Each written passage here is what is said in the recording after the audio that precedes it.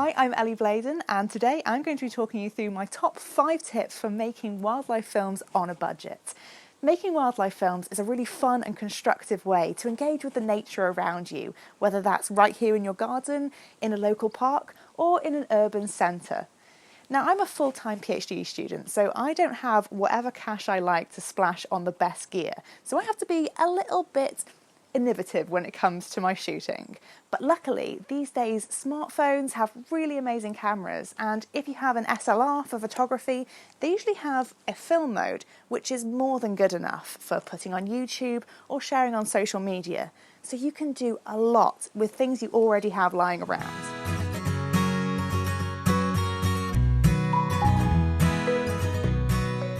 First of all, we need to think of an idea for our film. Maybe you've got loads of them already. But once you've decided what to focus on, you need to learn as much about it as possible. Let's say that I want to make a film about starlings in suburban environments. Well, the first thing I have to do is learn all about starlings in this type of environment. Firstly, it means that you'll be better able to decide what the story behind your film is, because you'll find out what's really interesting about them. Secondly, knowing more about your focal species will tell you what kinds of clips you want to get. In your film, you won't only want to show the animal itself, but its habitat too. So by knowing what the animals eat and where they live, you'll know what other shots you need to get to create a nice rounded story.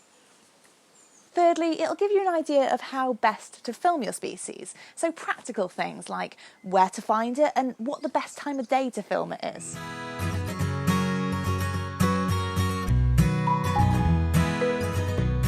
One of the most unsettling things is when you're watching a film and the image is all shaky, just like this. One way to make your film look instantly more professional is to steady your camera.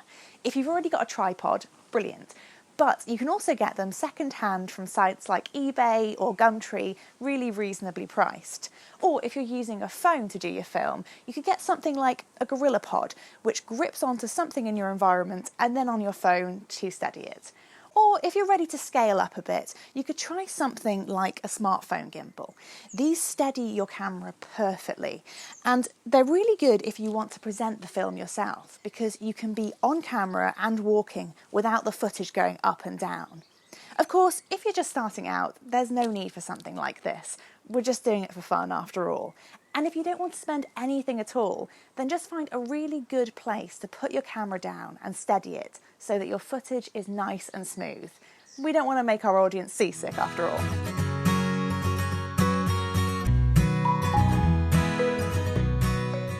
Obviously, wildlife films need great visuals, but great sound can also add a huge amount of atmosphere. Now, if you're recording on a DSLR or a camcorder, you'll probably notice that, like this, you're getting a lot of background noise and some whirring from the camera itself. Now, if you don't want to invest in any sound equipment, one thing you could do is to get a separate device, something like a dictaphone or a mobile phone, and record the sound separately and then lay it over the top. Most smartphones have a pretty good microphone on them, so this is a great start for recording ambient sound. Again, let's say I want to create a film about starling behaviour. I'll record my footage, but I'll also have an audio recording device placed in the garden at the same time, recording all their chirping and screeching. And it's this audio, not the audio picked up by the camera, that I'll use in my final film.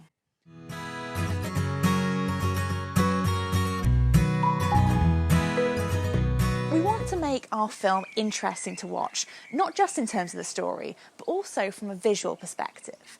Now, if you're just starting out, you're not going to be using drones or fancy sliders to get all those different shots, but you can create a really interesting film visually just by varying the angle of your camera. On the most basic level, think about getting wide shots, medium shots, and close-up shots. And in terms of angles, you can vary whether you're at eye level, looking up, or looking down on your focal species or their habitat. Maybe you also want to include some point of view shots, where you place the camera in the environment at the height and angle that your species would be at, to give the audience an idea of what the species might see. You might not want to use all of these angles and shots in one short film. We don't want to overwhelm our audience after all. But mixing up a few different angles and shots can give the audience a different perspective on the species, keep them engaged, and add to our story.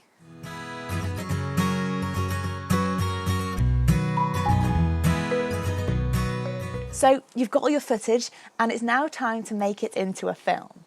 This is where the editing magic happens and you turn all those bits of footage into a story. You don't need to jump straight into buying expensive paid-for software.